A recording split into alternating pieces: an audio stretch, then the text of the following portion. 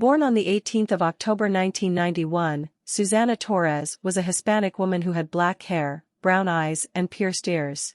She had taken out a temporary restraining order against her husband, Javier Chavez, and was due to see a judge on the 12th of April 2021 to change the restraining order to a permanent one. She also had full custody of her sons. On the 11th of April 2021, Susana was at Ritchie's Mini Mart in Modesto, California when she was abducted by her husband, Javier Chavez at 5:30 p.m. CCTV footage showed Javier point something at Susana as she got into a 2009 silver Chevrolet Impala with him and her two sons. 11th and shows Javier Chavez leading Susana Torres to the car with something in his hand that family members think is a gun. Police say Chavez pushed Torres to the passenger seat, got behind the wheel, then took Torres and her two young sons. Investigators say the two children were later dropped off at Chavez's parents' house. Detectives believe Chavez is in Mexico. They don't know if Torres is with him. Anyone with any information is asked to call detectives at 209-525-7032. Katie Johnston for Javier began driving and dropped the two sons off at his mother's house around 10 p.m. He then drove off with Susana. Court documents show that Susana was in fear for her own safety and she had stated Javier was abusive to her in their marriage, and at the time of her kidnapping, Javier had a warrant out for his arrest on the charge of marital rape. By the time Susana was reported missing and kidnapped to the police, they began investigating and shared their beliefs that Susana and Javier were by then in Mexico.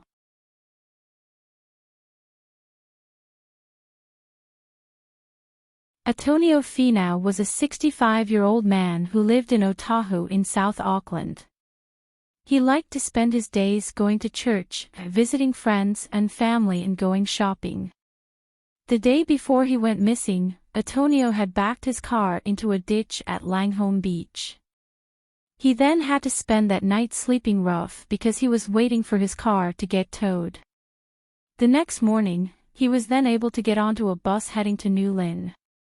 When he arrived there, he went to a convenience store to buy some things. Then after this, Antonio disappeared. He was last seen on CCTV at the bus depot in New Lynn Station at 3:30 p.m. on the 16th of November 2021.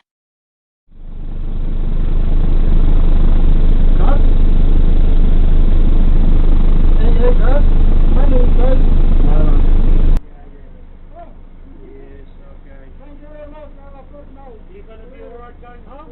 Yeah. Alright. Now you get it on the other side. Yeah. You know where to get to me? Yeah, I know. Okay. Yeah. Hungry asshole. Yeah.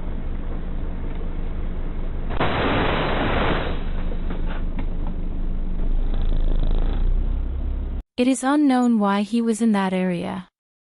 In the CCTV footage, Antonio was happy in talking with the bus driver before waving at him as he departed the bus. Antonio Finau was last seen wearing a patterned flat cap, sunglasses, a gray short-sleeved polo shirt, black vest and black pants, and police have since said that they have no evidence to suggest any foul play.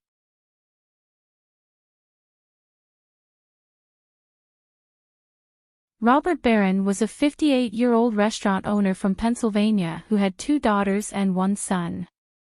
Robert had taken over his family's pizza restaurant, located on 511 South Main Street in Pennsylvania. Robert worked there with his son. On the 25th of January 2017, it was a normal day. Robert spent the day at work with his son, then at 10 p.m., he drove his son home. But that night, Robert never returned home. Due to the fact that Robert would sometimes sleep in the flat above his restaurant, his wife wasn't concerned, but the next day, after he didn't pick up his son for work and also wasn't answering his calls or texts, his son made his own way to the pizza restaurant but found the flat upstairs empty and his dad, Robert, nowhere to be found.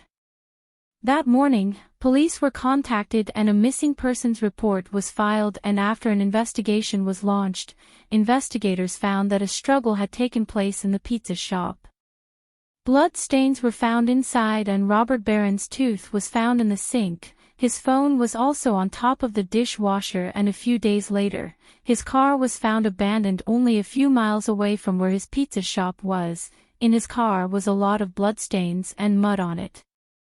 On the 26th of January 2017, CCTV was found showing two unknown men walking near Robert's restaurant after midnight, and one of the men were pulling a suitcase which had been missing from the flat above the pizza shop. And no arrests. Why? Well, Barron's family tells me they hope that a video clip taken on the night he vanished could help solve this mystery. When I saw the video, I thought, justice is very close to us. So says Nicole Barron, Robert Barron's daughter. This video was released to Eyewitness News. It shows two men walking near South Main Street at Old Forge near Gigerelli's restaurant shortly after midnight on January 26th of 2017, the night Robert Barron went missing. One man is wearing shorts. We are blurring out his face since he has not been charged in connection with Barron's disappearance. In another video clip, another man who is in the shadows appears to be pulling a suitcase. There are two men outside the night of the tragedy, one in a t-shirt and shorts, which tells me that, he ripped off his warm clothes and got rid of them to take the evidence away. And human remains were found on the 29th of March 2023 and were eventually identified as the remains of Robert Barron.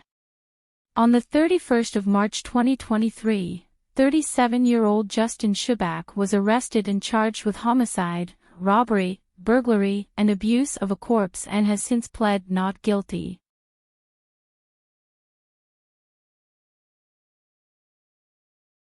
On the 2nd of July, Colleen South drove her car from her home located in Renown Park across the Victoria border and was last seen stopped at the side of the Calder Highway.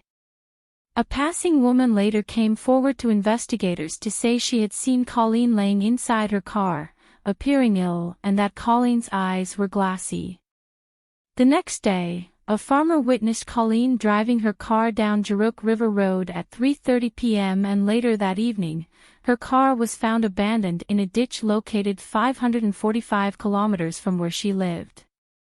Her belongings found meters from her car, and it came out that Colleen had been driving to a house she planned on moving into. Investigators found that her car was damaged after crashing into the ditch and that its airbags were deployed. Beside her car was a handwritten note saying, "Help me." Her body was found around a month after she had gone missing, only a few kilometers from where her car was found. It is now believed that after Colleen had left her car, she walked around 20 meters to where she sat under a tree and wrote that note asking for help, then passed away.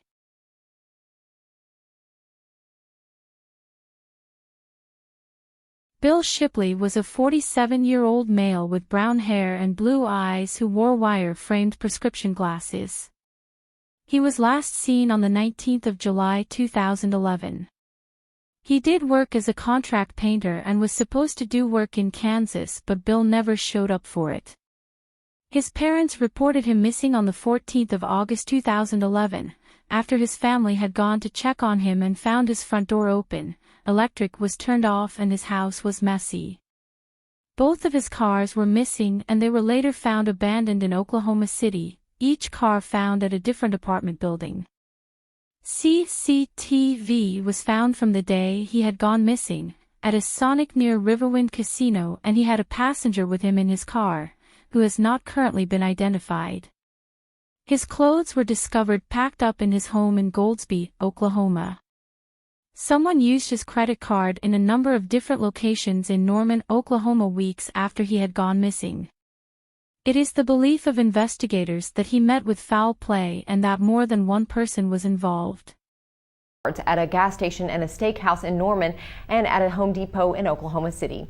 The man is white, about 50 years old, 6 feet 2 inches tall, and weighs about 250 pounds. He has short, light brown hair and a medium complexion. Anyone with information about this case can call the McLean County Sheriff's Office at 527-21.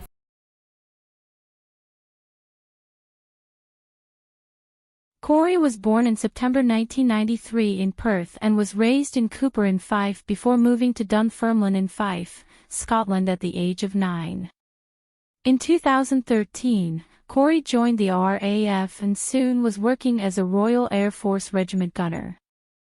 On the 23rd of September 2016, Corey and his friends had gone to Bury, St. Edmunds to go out drinking. He had driven himself there and planned to leave his car there overnight. That night, him and his friends went to the pub, where they drank and sang, and he appeared happy. Around 1 a.m., he was asked to leave a nightclub when he was too drunk and ended up separated from his friends. After leaving the nightclub, Corey walked to a pizza shop called Pizza Mamma Mia where he bought 2 burgers, a kebab and chips. He took his food, walked around the corner, and sat in front of an electrical shop to eat his food, and it is believed that he then took a quick nap in the doorway, before getting up and leaving.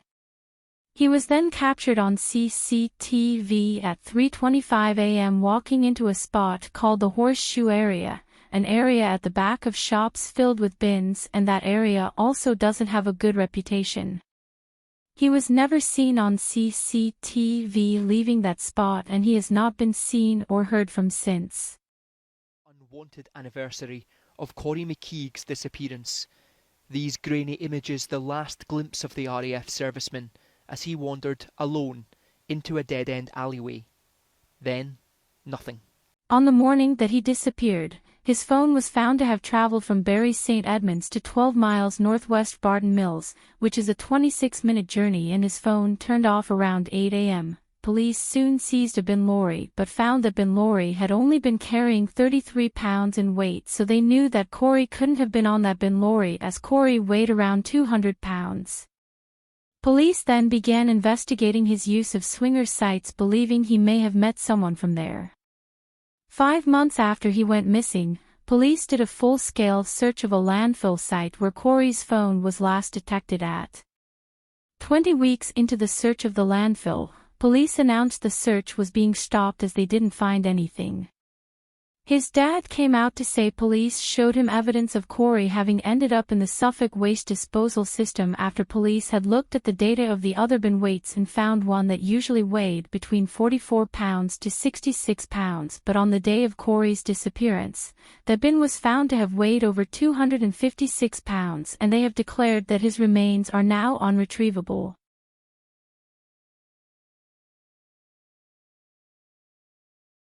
Born on the 27th of February 1974, Claudia Lawrence was privately educated at the York College for Girls. Her father worked as a solicitor and her mother had been a member of Malton Town Council and also served a term as mayor for their town. Claudia worked as a chef for the University of York's Goodricke College, and she bought her own terraced cottage in Heworth, York in 2007, which was only 3 miles from where she worked. Her employees said that Claudia had always been a punctual and reliable employee. It has been claimed that Claudia would often engage in short-term relationships and would have relationships with a number of married men. She was walking to work as her car had been in a garage for repairs. She was seen on the 18th of March 2009 at 2:30 p.m. as she walked home from work, and later that day, she spoke to both of her parents on the phone, making plans to meet up soon. They said she had sounded normal on their phone call. The next day, she had plans to meet her friend for a drink at the pub, but Claudia never turned up, so her friend tried to call her, but her phone went to voicemail, and her friend called Claudia's dad the next day, so he called Claudia's work to see if Claudia had turned up for work, but she hadn't. Her dad and her friend thought that Claudia may have had an accident at her house, so they both went there but found she wasn't home either. Claudia's phone and backpack with her chef uniform inside were missing, and police started a search. Due to the missing phone and backpack, it suggests that she left for work the day she went missing. During their search, police scoured the 45-minute route Claudia walked to work but found nothing. It is their belief that on the 19th, she had woken up, left for work, and something happened to her during her walk to work. There were no signs of a struggle inside her house, and her passport was still in her house. The day before she went missing, on the 18th, she had replied to a text message at 8:30 p.m., but didn't reply to a text she received at 9:15 p.m., although there were signs that she had got ready and left for work the next morning on the 19th. On the day she went missing, her phone was deliberately turned off at 12:10 p.m., within an 8-mile radius of York. Witnesses said that they had seen a woman who looked like Claudia talking to a man near Melrose Gate Bridge at 5:35 a.m. A second witness said he saw a man and a woman arguing on University Road. 2 months after her disappearance, detectives released CCTV. The first was from the night she was last seen, on the 18th of March, at 7:15 p.m. Someone is seen walking into the alley behind her house, then walking out 1 minute later.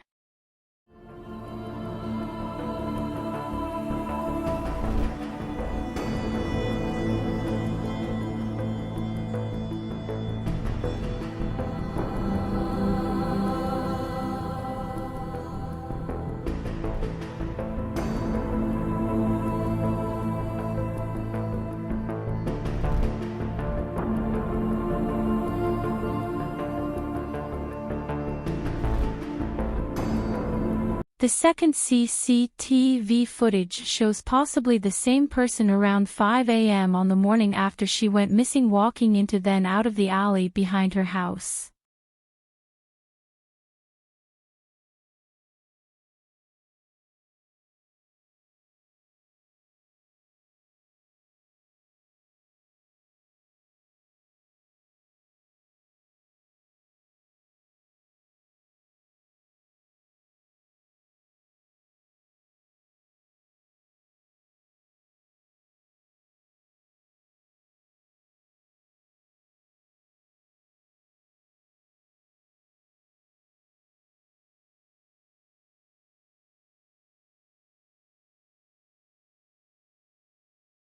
Born on the 15th of August 1978, Trevor Elias was the youngest of 4 siblings, and he grew up in County Kildare in Ireland.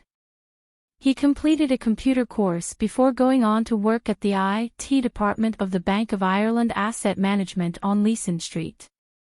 A Christmas party was on the 7th of December, and the party ended up in a nightclub. Trevor then left the nightclub at 3:25 a.m. and began walking in the direction of where he lived. 10 minutes later, he arrived to the office where he worked. CCTV showed a man dressed in black standing outside the office for half an hour before Trevor arrived there, and when he got there, Trevor and the man dressed in black had a quick conversation, and 2 minutes later, Trevor went inside, made a cup of tea and spoke to the person working the night shift. He then left the office at 4:03 a.m., walking in the direction of his house.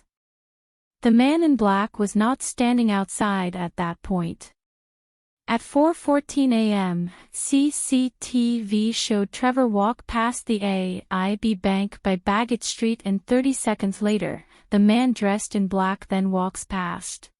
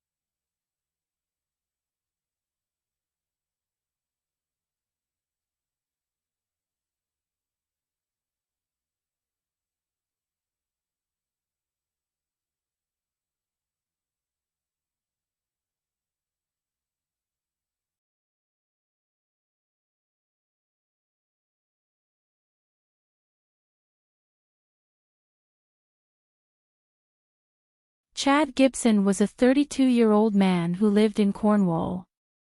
On the 19th of December 2015, Chad had spent the day in St. Austell Town Centre before he took a bus to Newquay Town Centre where he went to a pub. It has been claimed he got into an argument in the pub with a group of men. He left the pub before 6 p.m. with two men, and was then seen on CCTV at 6 p.m. walking towards the Beacon and Tower Road area, before going out of sight. He has not been seen or heard from since.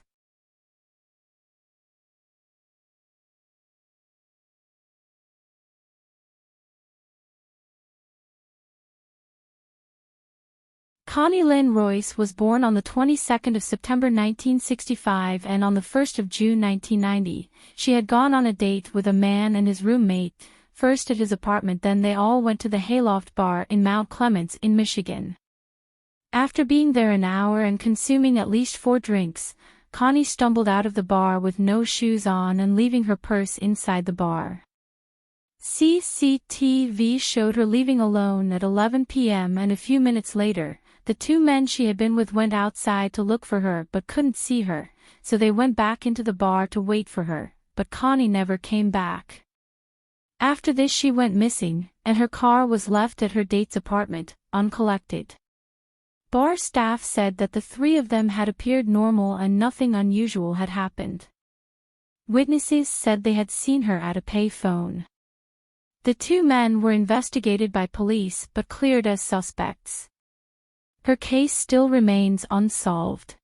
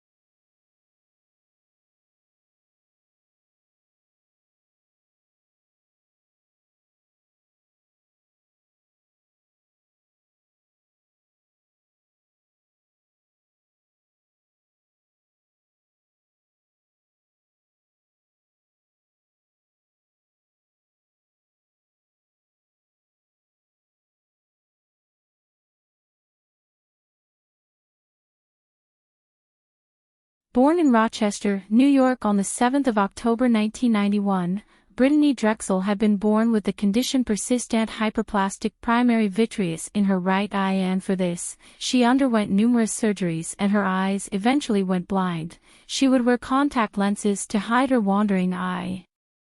In April 2009, she had asked her mom if she could go to Myrtle Beach with her boyfriend and her friends, but because her mom didn't know any of the attendees and knew there would be no adult supervision, her mom said no.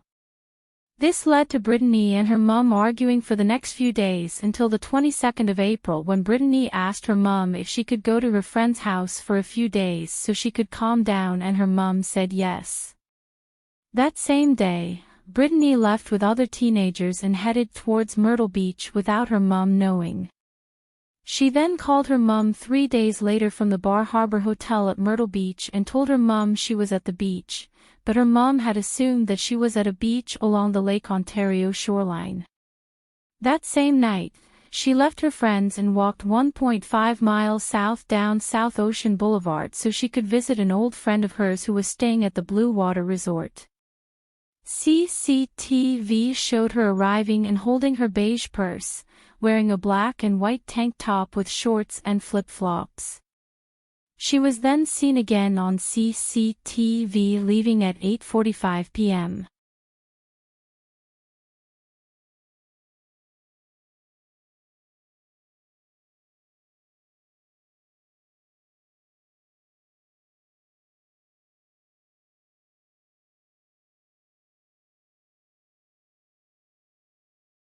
She had been continuously texting her boyfriend, but her texts to him had abruptly stopped at 9:15 p.m.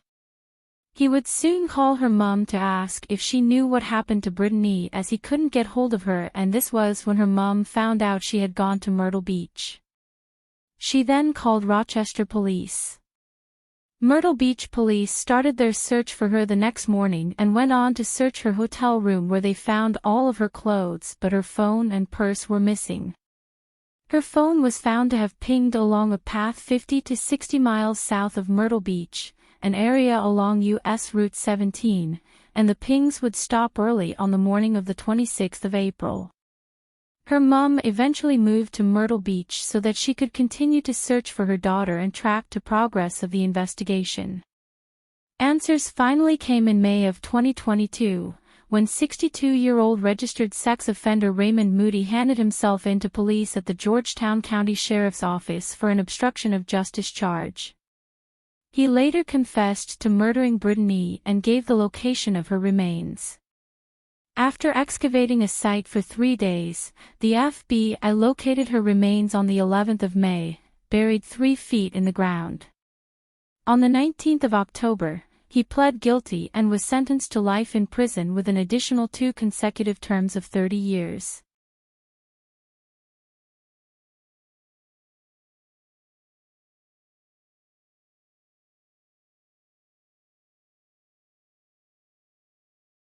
Stuart Clark was a 59-year-old man who went missing on Sunday, the 17th of January 2016, after being captured on CCTV on a train that was traveling between Cardross and Dalmuir at 11:45 a.m., last being seen in Clydebank in Scotland.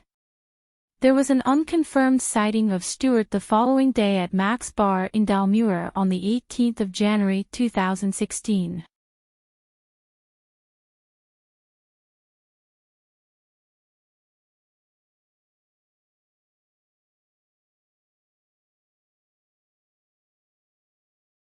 Brian McGowan was a 42-year-old man who went missing from Stirling in Scotland on the 21st of September 2017.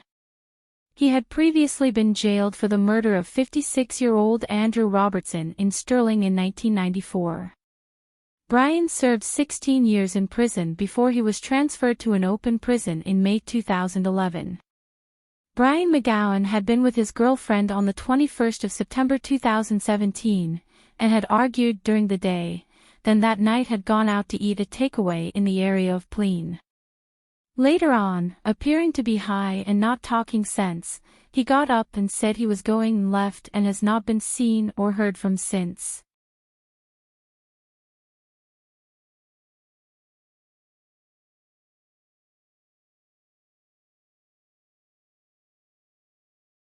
Goffredo Bondinelli was a 56-year-old German national who was last seen on Tuesday, the 3rd of May 2016, as he was getting on a train in Fort William that was heading towards Lochalort, planning to go on a 5-day hike between Lochalort and Glenfinnan with plans on returning back to Glenfinnan on the 8th of May. During his 5-day hike, he planned on camping on the hills and Corbetts.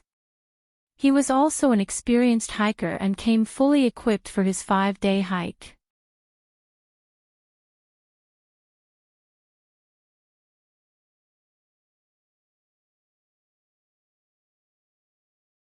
Nusrat was a 34-year-old woman who was reported missing by her friend on the 27th of July 2017. She was last seen on CCTV that day as she left work at Marischal College at 4 p.m. She had told her friend that she was going to go to Aberdeen Beach and was last heard from when she spoke on the phone to a friend at 9:30 p.m. that night.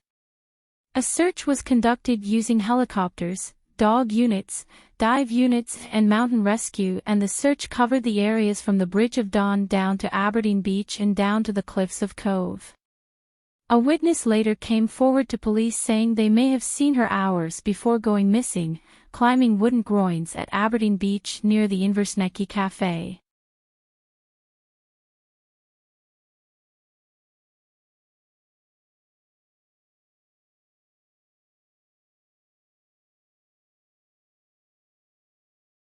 Dale Pantic was a 39-year-old father of 5 children who was last seen on the 10th of April 2019 in Bairnsdale. That day, he had met with his friend at a farm located at Perry Bridge in East Gippsland and then left his friend at 7 p.m. He was then intending on driving down to Melbourne, but he never arrived there. He was driving a silver 2005 Ford sedan. An investigation was soon launched and investigators stated their belief that due to his links to local drug organizations, that it was their belief he is no longer alive. On the 1st of May, his phone was found in the possession of someone who had links to the drug scene. In the days following his disappearance, his car was seen on CCTV driving around Melbourne and was first seen at a service station on the Princes Freeway at 12:28 a.m. on the 12th of April and was seen later that day again on CCTV driving outbound. After a tip-off to police, investigators were able to locate his abandoned car at the Bunyip State Forest. A 33-year-old man was eventually charged with his murder, and it was found that in the days after killing Dale, he had made numerous attempts to sell his car. The suspect went on to be offered a plea deal, which he accepted. He then pled guilty to manslaughter and received a maximum of 9 years in prison. He has never revealed where Dale's body is and never revealed how he killed him.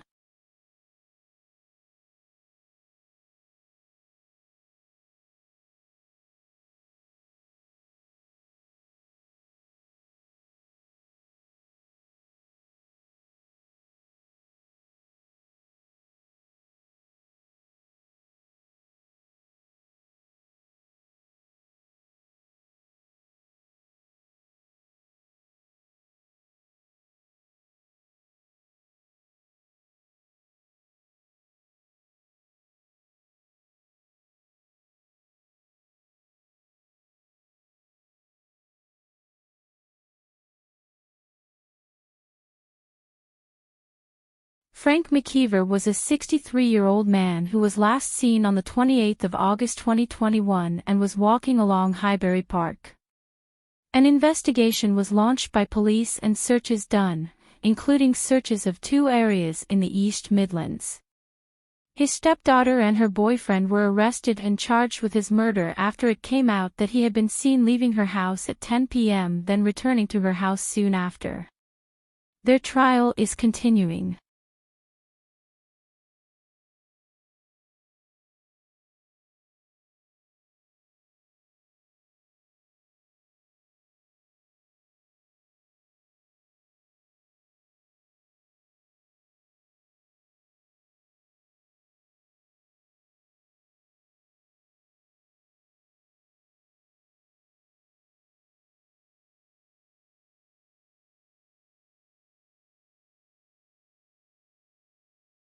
In the days before her disappearance, Kayelyn called police a few times to report crimes that had not taken place, including a phone call to police where she had claimed that someone had broken into her home, and on the call she can be heard arguing with someone, but when police arrived at her home they found no one there and there were no signs of forced entry. Days later, she went missing and CCTV showed her walking outside her apartment building with no shoes on in the rain and talking to herself with her dog there. After this, she disappeared. It wasn't until 9 weeks later that her body was found 5 miles away after workers were inspecting a drainage pipe in West Valley City when they found her partially submerged body, and she had to be identified through her dental records. An autopsy was done, but the results were inconclusive. Yes. Where does it sound like they're at? The front room, near the entrance. It's a small place. Shut up! Are they saying anything? Yeah, I heard someone say, hey, go in there, so there's obviously 2 of them. Hey! Carol, lock the door! There's something going on there. No, don't do that, Carol. The door's still locked. It's not impossible. They must have a key or something.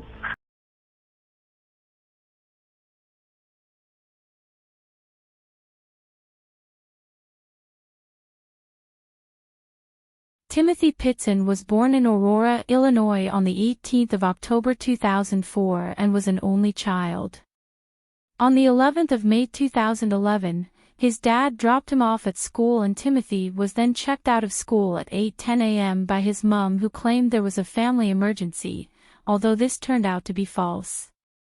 She then took him to the zoo, then stayed the night at the Key Lime Cove Resort. They were then seen on CCTV the next day at the Kalahari Resort in Wisconsin at 10 a.m. On the 13th of May 2011, his mum called family members to say that she and Timothy were safe. These calls were placed from somewhere northwest of Sterling, Illinois. At 7:25 p.m., she was seen alone at a Family Dollar store where she bought pens, a notebook, and envelopes, and was seen again at 8 p.m. alone at a food store. She then checked into the Rockford Inn at 11:15 p.m. where she took her own life. Her body was found with a note saying that although Timothy will never be found, he will be safe with the people who are going to look after him.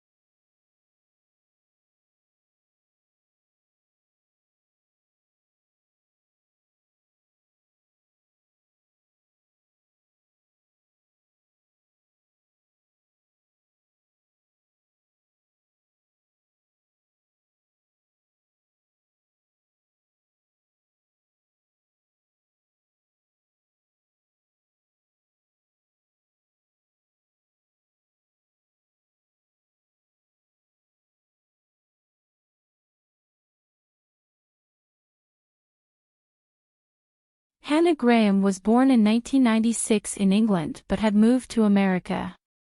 She was an 18-year-old student at the University of Virginia who went missing on the 13th of September 2014. That day, she was seen at the downtown mall in Charlottesville, Virginia. At 1:20 a.m., she sent a final text to her friend saying that she was on her way to a party but was lost. CCTV showed her in a restaurant with 32-year-old Jesse Leroy Matthew, and witnesses said that she had been drunk and Jesse had his arm around her, and later another witness had seen her stood beside his car as she told him, "I am not getting in that car with you." After she went missing, a search with more than 1,000 volunteers took place on the 20th of September 2014. Her human remains were found 5 weeks later at an abandoned property in Albemarle County, and her cause of death was by homicide. On the 2nd of October 2015, Jesse Leroy Matthew was sentenced to 3 life sentences for another case he was involved in. In Hannah Graham's case, he was charged with capital murder, and on the 2nd of March 2016, he received 4 life terms in prison.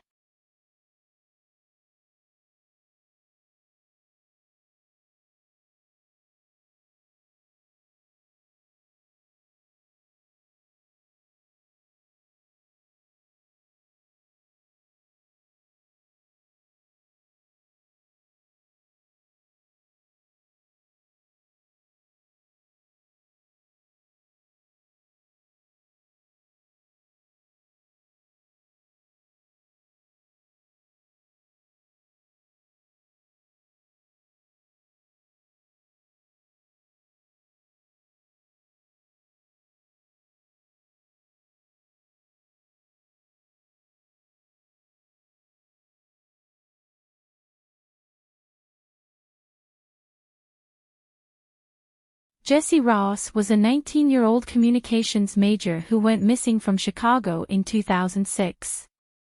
He had gone to attend a mock United Nations meeting that was being attended by 1,200 other people and was a 3-day event. On the third night, the convention organizers were hosting a dance party at the Sheraton Towers Hotel. At around 2 a.m., she sat up and said that he needed a break and that he would come back. He then left. Security cameras from the hotel lobby recorded him walking towards the main doors, but the route he would have had to walk back to the hotel where he had been staying was heavily lit and covered by numerous CCTV cameras, but none of them recorded him. There has been no activity on his phone or bank cards since he went missing.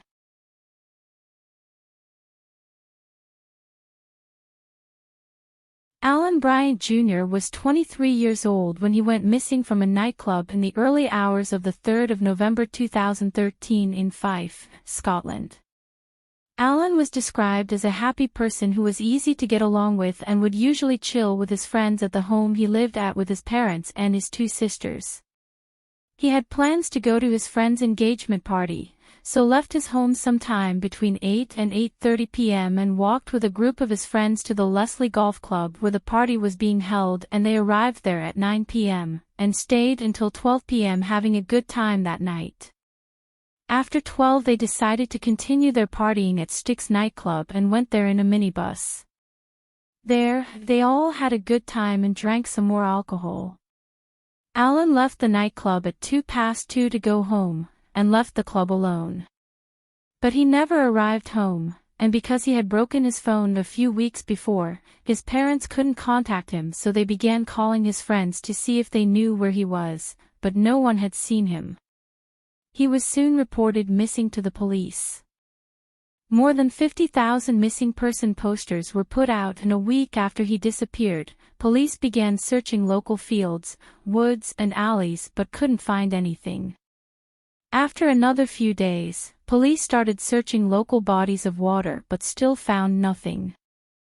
7 months after he went missing, CCTV was released of Alan Bryant leaving Styx nightclub. It shows him leaving the club by himself, clearly drunk and stumbling, and almost falls backwards before walking out of sight. There was speculation that Alan didn't go home but instead went to a house party, and in 2017, police spent 5 weeks searching a home that the house party is claimed to have taken place at, a home in Barton Place, which is a 25-minute walk from the nightclub. After 5 weeks of searching, nothing was ever found, and in 2018, divers searched a river for only 2 hours before calling off the search. It has also come out that 4 weeks before he went missing, he had accidentally smashed a shop window when he was out drinking with friends and was charged with vandalism for this. Alan was due in court 2 days after he went missing.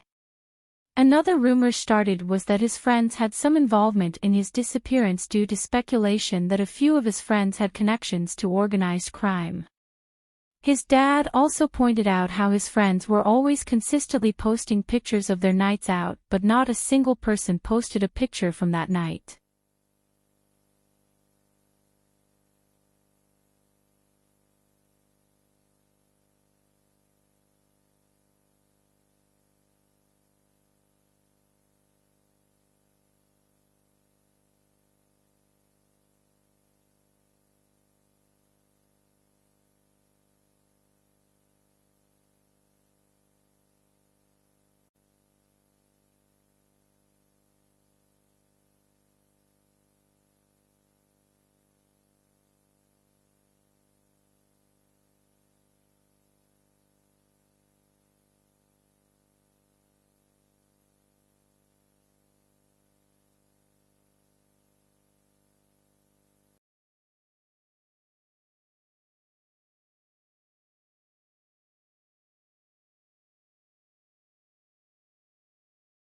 Shaun Ritchie was a 20-year-old man who went missing on the 31st of October 2014 from a farmhouse in Aberdeenshire. He was last seen on CCTV that day visiting a corner shop. That evening, Shaun and a group of his friends went to a Halloween party being hosted at an isolated 5-bedroom farmhouse. They may have traveled the 14-minute distance to the farmhouse in a white van. It has been claimed that a fight erupted between his friend group and another group at the farmhouse, and Shaun and his friend group may have lost each other after leaving. Shaun was last seen running away from the farmhouse, and after this he went missing. 2 calls came through to police that night, the first asking for help at a farm and the second call requesting to cancel the call for help. 5 days later, his clothes, belt, trainers and his hooded top were found in the woods, and that same day, in the early house, a fire broke out less than a mile away from the farmhouse.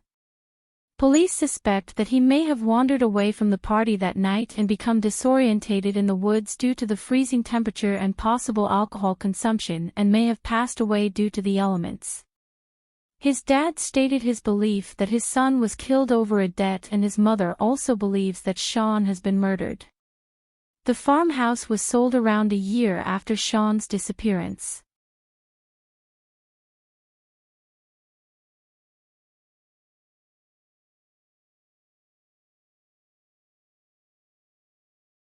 Paul Duckenfield was a 41-year-old man who lived in Portugal with his wife and 2 children.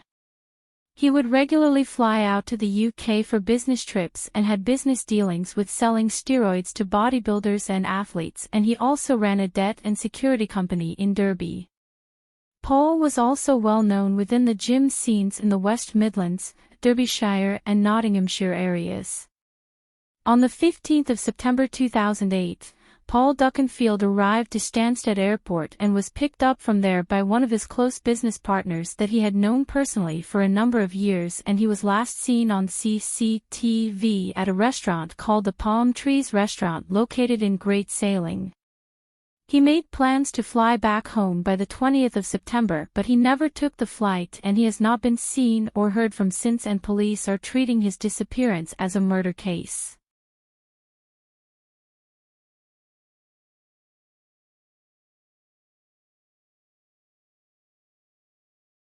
Trevor Elias was a 77-year-old man who was known for his love of horse racing and his massive sense of humor. He was sighted outside the Lee Club in Wales and between 11:15 p.m. and 12:15 a.m. on the 5th to the 6th of April 2012, he was walking between 2 villages in Wales, a walk that would take someone 30 minutes to complete. He was captured on CCTV cameras walking down Commercial Road, but he never arrived home that night and has not been seen or heard from since. Police conducted a number of searches using various methods but were never able to find any trace of Trevor, and in 2023, a set of bones were found and were originally thought to belong to Trevor, but they were found to have been animal bones.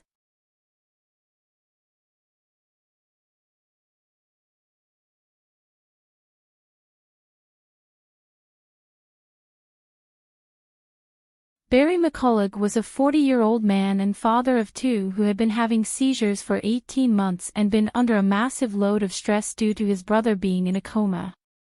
One day in October 2022, he began hallucinating and appeared ill, so his family phoned for an ambulance for him. The ambulance arrived and transported him to Royal Alexandra Hospital in Paisley, Scotland. On the 5th of October 2022, Barry told the staff at Royal Alexandra Hospital that he was going out quickly to get some fresh air. He then went missing.